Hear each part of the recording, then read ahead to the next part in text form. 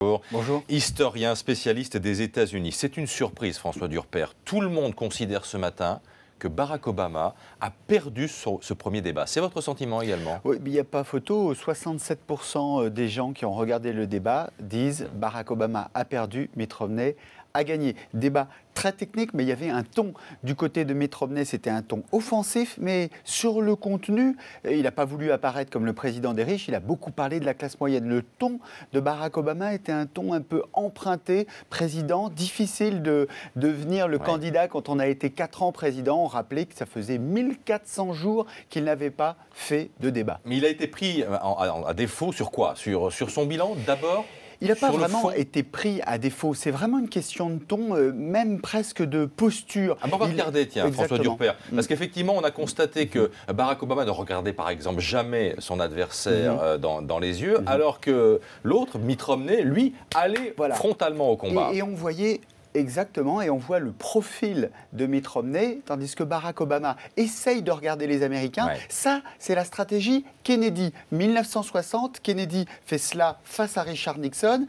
Il ne parle pas à Richard Nixon, il parle aux Américains. C'est une stratégie payante en 60, mais pas cette fois, parce qu'il est président. Et que là, Mitt Romney apparaît comme le citoyen américain qui s'adresse au président et qui lui fait un certain nombre de reproches. Et d'ailleurs, on voit bien, Barack Obama parfois a du mal à trouver la caméra des yeux. Donc il y a même quelques petites erreurs technique chez Barack Obama. Donc c'est une faute de posture, moins qu'une faute de fond. C'est-à-dire qu'on l'a peut-être mal préparé dans la posture, le président sortant, c'est ça? On l'a préparé comme étant devant être le président. Il est en tête. C'était un peu comme une équipe de foot qui a 2 buts d'avance. Qu'est-ce qu'elle doit faire? Elle doit défendre ou elle doit attaquer? Là, il a choisi de défendre et il a perdu.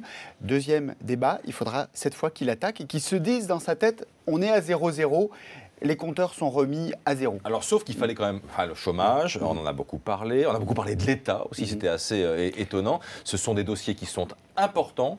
Ce débat peut peser plus que les autres sur le score final. Pour l'instant, oui. Alors, vous savez, on dit tout le temps que le premier débat est le débat qui compte le plus. C'était central, la place de l'État. D'ailleurs, tous les sujets, la dette, même l'école, l'éducation. D'un côté, Barack Obama qui dit c'est l'État fédéral. De l'autre, Mitt Romney qui dit non, ce sont les écoles qui doivent décider. Donc ça, c'est très exotique pour nous, Français. Un grand débat sur l'État fédéral d'un côté, la liberté des États et la liberté des Américains de l'autre. Qu'est-ce que vous retenez d'un mot comme phrase forte peut-être de ce débat? Est-ce qu'il y en a eu? Oui, la première. La première, Barack Obama arrive, il dit c'est mon anniversaire de mariage. Et Mitt Romney lui dit je pense que vous avez choisi un endroit très romantique avec moi pour le passer. Donc celui qui fait le trait d'humour souvent est celui qui gagne le débat. Et là c'était gagné dès les 10 premières secondes. Merci beaucoup François Durper, auteur notamment parce qu'il y en a beaucoup de l'Amérique de Barack Obama.